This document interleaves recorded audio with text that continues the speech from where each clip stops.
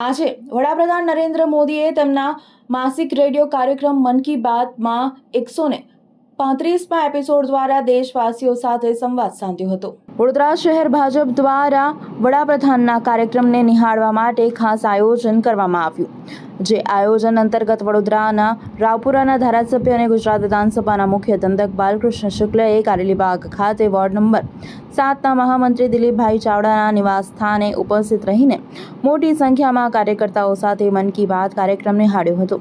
આજના એપિસોડમાં વડાપ્રધાન નરેન્દ્ર મોદીએ ખાસ પર્યાવરણની જાળવણી ઉપર ભાર મૂક્યો હતો।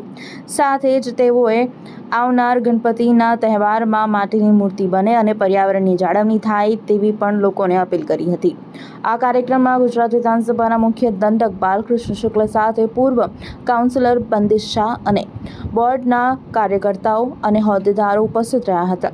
મન કી બાત કાર્યક્રમ પૂર્ણ થયા બાદ વોર્ડ 7ના મહામંત્રી દિલીપભાઈ અને તેમના પરિવાર દ્વારા ગુજરાત વિધાનસભાના મુખ્ય દંડક બાલકૃષ્ણ શુક્લને શાલ ઓઢાડી સન્માનિત કર્યા હતા।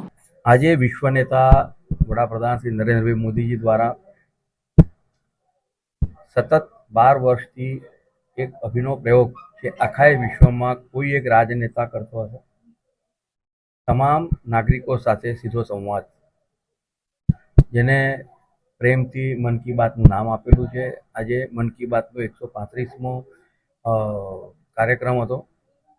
આજના કાર્યક્રમમાં ખાસ કરીને વડાપ્રધાનશ્રીએ 2-3 વસ્તુઓ જે ખાસ કીધી તે એક તો અંધશ્રદ્ધા પર તેમને ભાર મૂક્યો, અંધશ્રદ્ધાથી જે સમાજને નુકસાન થતું હોય છે તેની વાત કરી।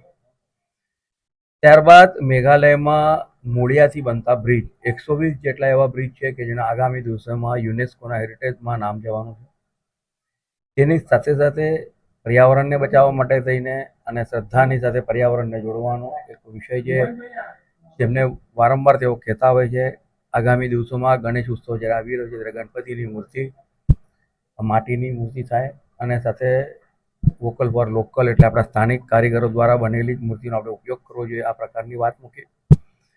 આ કાર્યક્રમ આજે અમે વોર્ડ નંબર 7ના અમારા મહામંત્રી દિલીપભાઈના ત્યાં બૂથ નંબર 70માં કર્યો હતો। ત્યાં અમારી સાથે પાર્ટીના અમારા સિનિયર નેતા બંદીશભાઈ અને સાથે આ વોર્ડની ટીમ પણ ઉપસ્થિત હતી। મન કી બાતનો કાર્યક્રમ એક એવો કાર્યક્રમ છે જ્યાં નાગરિકો પોતાની વિચાર ત્યાં મૂકી શકે છે અને તેનો વડાપ્રધાનશ્રી એને દર મહિનાના છેલ્લા રવિવારે એને પ્રકાશિત કરતા હોય છે। ત્યારે તમામ નાગરિકોને પણ વિનંતી કરું કે આપ બધા પણ મન કી બાત સાથે જોડાઓ અને સાથે સાથે તમારા ત્યાં પણ કોઈ નવો અભિનવ પ્રયોગ થતો હશે તેની પણ જાણકારી આખા દેશને મળે તે માટે આપણે બધા પ્રયત્ન કરવો।